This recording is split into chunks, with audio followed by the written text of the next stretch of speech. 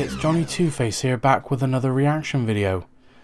This time I'm reacting to First Muslim Incursion into India, Early Muslim Expansion documentary by Kings and Generals. Now, if you haven't seen my reaction to the other episodes in this series, I suggest you check them out before checking this one out. And the usual disclaimer when I react to anything historical: if I don't show so much what is considered a proper reaction, it is probably obvious I don't know much about the subject at hand, and if I do know anything, I'll most likely pause the video to give my input or ask any curious questions, which hopefully will be answered in the comments below. With that being said, the link to the original video will be in the description down below. Please go and subscribe to Kings and Generals, another amazing history channel here on YouTube, and not much more I can add really. Sorry, I'm looking a bit weird today, and just making sure that my microphone hasn't cut out again. So without further ado, I said what I'll say. Let's get this up on screen and let's see the Muslims go east.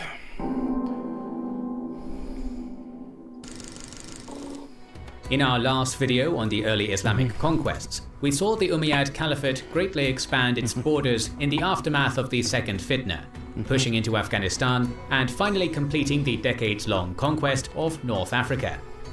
Today, greater conquests will follow in both the west and the east, as the Caliphate's attention turns to Sind, Transoxiana, and Visigothic Iberia. However, as the Caliphate grew ever larger, cracks in the state apparatus had begun to show, and the problems of overextension, mistreatment of the non-Arab majority, and sectarian unrest would continue to plague the Umayyads even as they approached the apex of their power. As we probe these weaknesses in the Caliphate, take a moment to assess a certain territory that's very close to home, the top of your head. Are you worried that your hairline is going to crumble away like the borders of an overextended empire? Then consider using our sponsor, Keeps. Feel free to check them out if you're interested. The years immediately following the Berber Queen Dia's defeat would be marked by both victory and some turmoil, particularly in Khorasan and Transoxiana, where caliphal authority had still not been fully restored since the Second Fitna. Between 692 and 705, the largely independent governor, Musa ibn Abdallah, had expanded his power base, first by conquering local Hephthalite and Sogdian city-states, even clashing with forces of the Tibetan Empire over influence in the region, then later forging local alliances in order to expand at the expense of other Arab governors in the region, despite his nominal loyalty to the Caliph. Musa was eventually brought to heel and slain in a campaign ordered by al-Hajjaj and led by al-Mufadal and Mudrik, both sons of Khorasan's previous governor al-Mahalab ibn Abi Sufra, with the aid of the Arab-friendly monarch Tarkhan, ruler of Samarkand, and the most powerful of the Sogdian rulers. However, the episode highlighted the increasing difficulty of maintaining control over such distant frontiers, and much of the following decades would see the Umayyads attempting to centralize their vast realm with varying degrees of success. A different sort of turmoil simmered in the capital during this same period. With Caliph Abd al-Malik now aged and sickly, thorny questions surrounding his succession began to arise. Though Abd al-Malik favoured his sons, al-Walid and Suleiman, as successors, his brother Abdulaziz, governor of Egypt, was the preferred candidate for many, despite his advanced age, particularly as their father, Caliph Marwan, now dead 20 years, had previously declared that Abdulaziz should succeed his brother. Abd al-Malik's request for his brother to renounce his claim and withdraw from succession drove a wedge between the two, with Abd al-Malik seemingly fearing another civil war, as evidenced by his attempts to compel tribute from Abdulaziz and chip away at his traditionally very autonomous power base. These fears were quelled when Abdulaziz died in late 704, though the continuing uncertainty surrounding succession spurred Abd al-Malik to make an unprecedented move, summoning his vassals to take their oath of allegiance to his son al-Walid while he still lived. Though power in the Caliphate had now been dynastic for 24 years, Swearing fealty to a designated heir before his succession marked a further departure from the elective tradition of the Rashidun and was disliked by many, with the respected judge and scholar Sayyid ibn Musayyib even being jailed and beaten for his refusal to swear the oath. Despite this dissatisfaction, Al-Walid's reign would become one of the most successful of any Umayyad caliph, and he took the throne after his father's death in October 705 without serious opposition. New conquests would swiftly follow on three main fronts. In the east, Governor al-Hajjaj, a trusted companion and advisor to the new caliph, would grow ever more influential, ruling Iraq and Persia like a kingdom of his own, and appointing his own governors to oversee further expansion. The most significant of these frontier governors were Qutayba ibn Muslim, who replaced al-Mufaddal as governor of Khorasan and continued the conquest of Transoxiana, and Muhammad ibn al-Qasim, governor of Fars, who would oversee the greatest Arab victories in India to date. In the west, Musa ibn Nusayr ruled the frontier as governor of Afriqiya, with Visigothic Spain the next target of the caliphate's unstoppable march. The first conquests of Al-Walid's reign would be undertaken by Qutayba, who successfully took advantage of the feuding and conflict between the Sogdian principalities of the region to bring them into the caliphate's sway. Tish al-Awar, ruler of Cheganian, was facing aggression from the neighbouring principalities of Shuman and Akron to the north, at the base of the Hisan Mountains. To preserve his throne, he offered his tribute and fealty when Qutayba's army arrived in late 705, lending his strength to that of the Arabs in their swift campaign against his rival princes and against Balkh, the power centre of the Turkestan region. The disunity of the many princes of Transoxiana made it relatively easy for Qutayba to compel tribute from the region and bring it under the suzerainty of the caliphate, though his power in the region remained a delicate balancing act, as demonstrated by difficult campaigns, such as his months-long conquest of Peykand, a mercantile city whose great wealth allowed it to attract soldiers and mercenaries from across Sogd to resist Qutayba for some time before its fall and brutal sacking. Indeed, he would be forced to wage several costly campaigns over the next few years, as individual rulers or small coalitions came into conflict with the new lords of the Oxus, with further fighting in Bukhara following Peykand's sacking. 706 also saw some small victories on the border with the Byzantine Empire along the Taurus Mountains, with Al-Walid's brother Hisham defeating opposition made up mostly of the Christian Mardites resettled by Justinian II. A low-intensity border conflict that would continue over the following year, coming to a close with the fall of Tayana near today's Kamehisar in the early summer of 707, and see the bulk of these Mardites resettled once more into Syria to remove them as a Byzantine asset. Following these victories, the Caliphate would enjoy 4 relatively peaceful years, with Al-Walid appointing new governors and ensuring his authority as the new Caliph was recognized across his vast realm. However, the years 711 and 712 would see 2 major campaigns erupt almost 7,000 kilometers away from each other on opposite sides of the Caliphate. While on the western front, Musa ibn Nusayr and Tariq ibn Ziyad brought the might of the Caliphate to Visigothic Hispania, the topic of our next video, a recent string of failures in the east had galvanized Al-Walid and Al-Hajjaj to redouble their efforts in India. Sind had long been a base for pirates who preyed on vessels in the Indian Ocean. And of further concern was the sanctuary many Sassanid loyalists and various defeated rebels had received upon fleeing Umayyad territory for India. The apparent inciting incident for the campaign occurred when pirates seized 8 ships travelling from the kingdom of Anuradhapura in modern Sri Lanka, whose hulls contained jewels, pearls, slaves, and other gifts from King Manavama to the Caliph, as well as Muslim women on pilgrimage who were taken captive. Details on the first punitive expedition are scarce, but following the seizure of the ships and King Dahir of Sindh's refusal or inability to have them recovered from the pirates, Hajjaj petitioned a reluctant Al-Walid for support in an invasion, which was finally granted. Led by a general named Bazail, 3,000 men sailed to the port city of... The Muslims have already sent their forces since the time of Rashidun reign, but it was only a punitive raid to fend off the pirates and protect their trade routes in the Arabian Sea. Nerun, near Pakistan's northern city of Hyderabad, before marching with a vengeance on the prominent pirate haven of Dibal.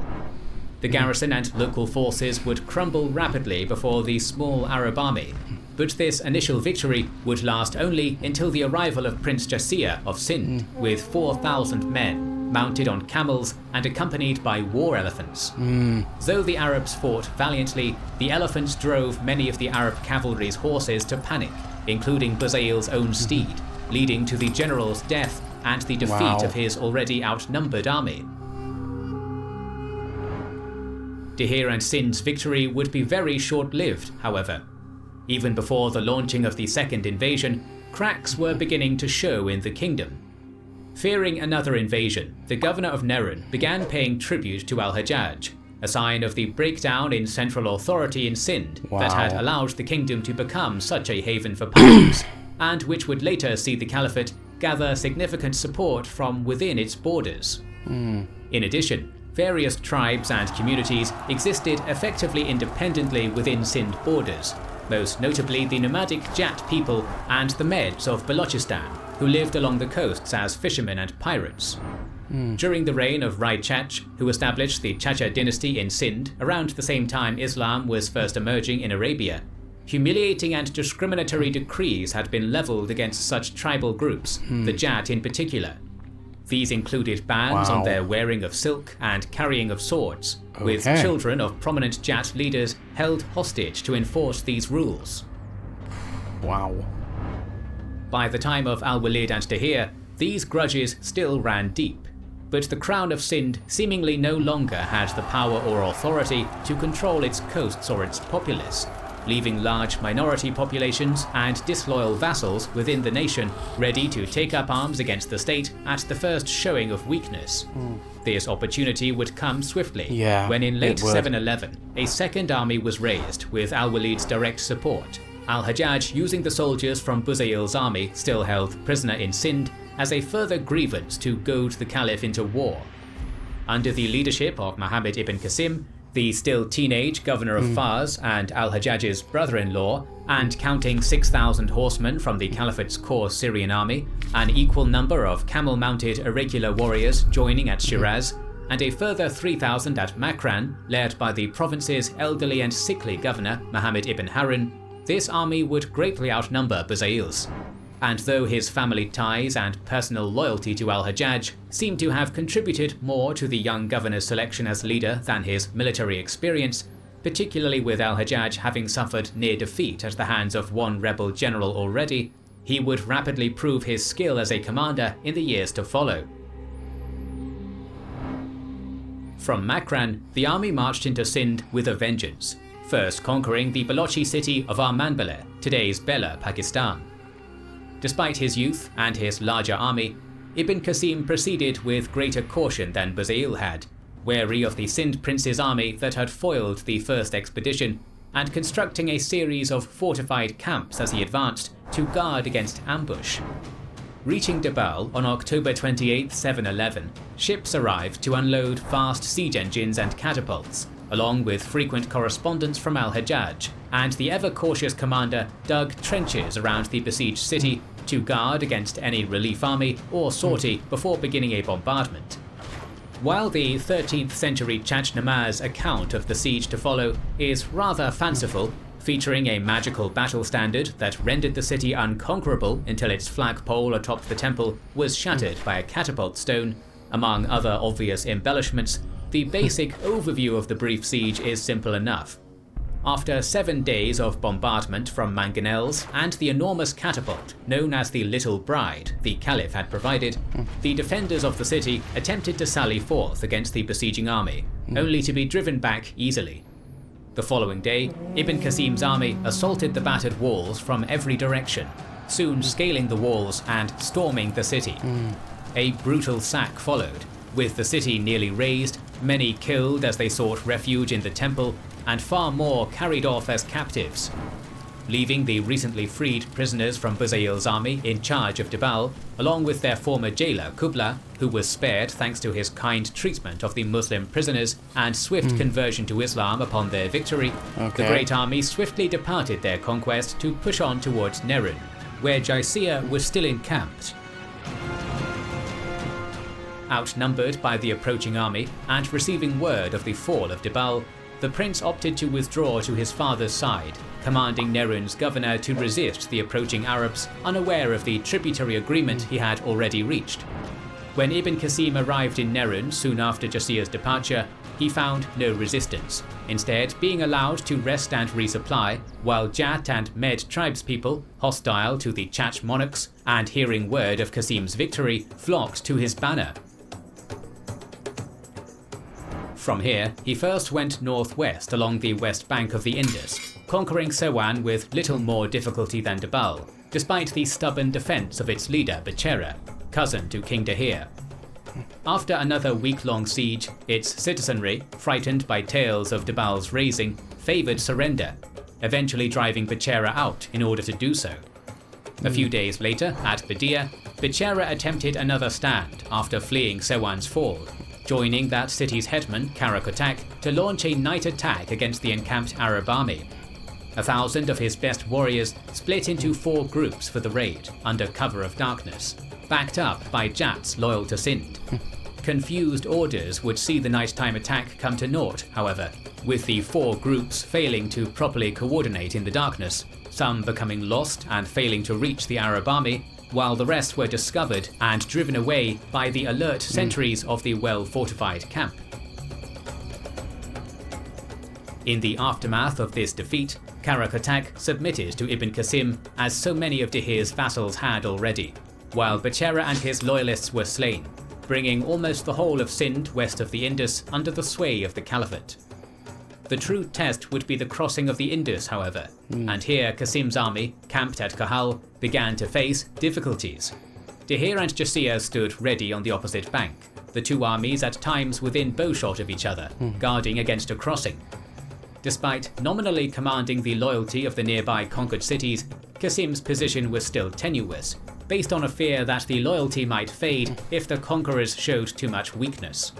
Indeed, as the 50-day standoff across the Indus drew on, the Arabs found great difficulty in keeping themselves supplied, with the army beginning to suffer from hunger and disease and being forced to eat many of their horses, while Sewan rose in revolt behind them and expelled its recently installed Arab garrison. Though this revolt was quickly suppressed and 2,000 fresh horses laden with supplies were soon sent by al-Hajjaj, the long period of inactivity was clearly weakening the Arab position.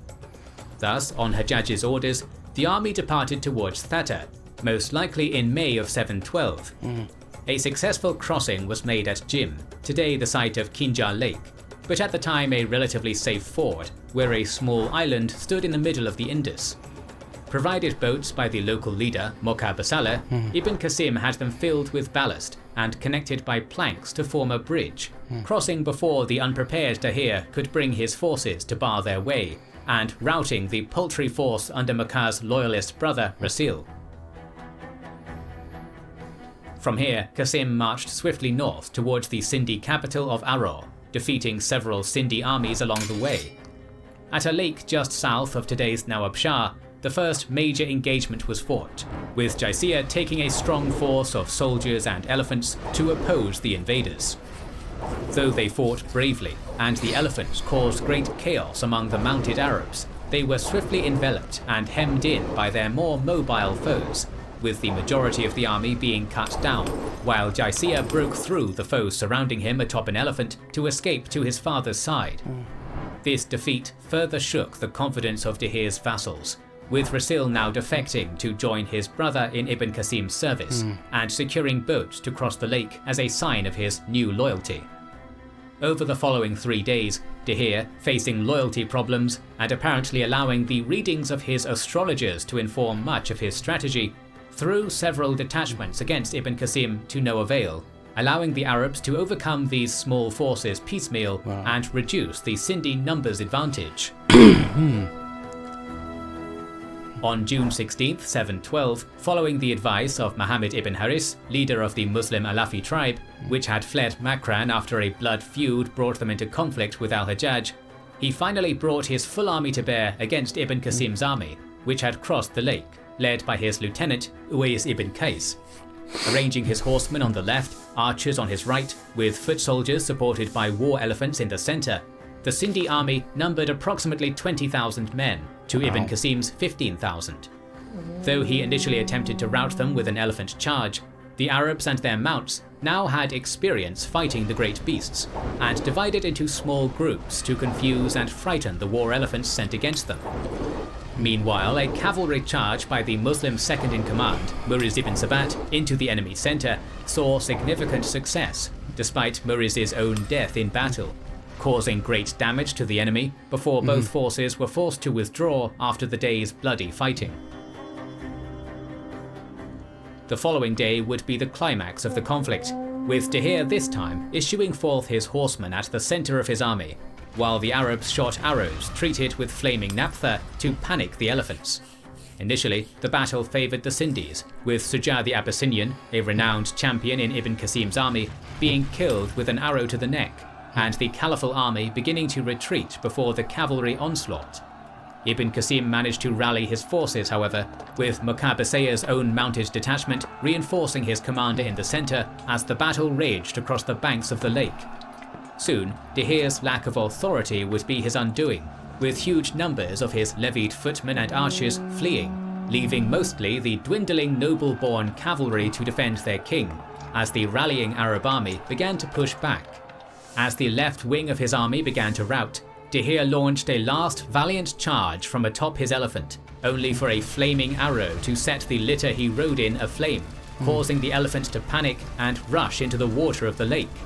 Some of his remaining men attempted to rally about him in the shallows, but now cut off from retreat, the king and those about him were cut down by a volley from the Arab archers along the banks. While Jaisir would escape to continue the war, this victory shattered the Sindhi resistance, with Ibn Qasim executing every prisoner, save the merchants and artisans, and few were willing to back Jaisir in continuing a losing battle.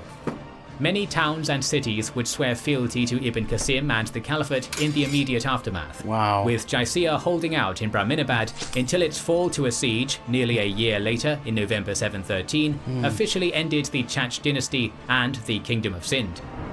This conquest, together with the simultaneous campaigns in Iberia, would soon bring the Umayyad Caliphate to near its greatest extent.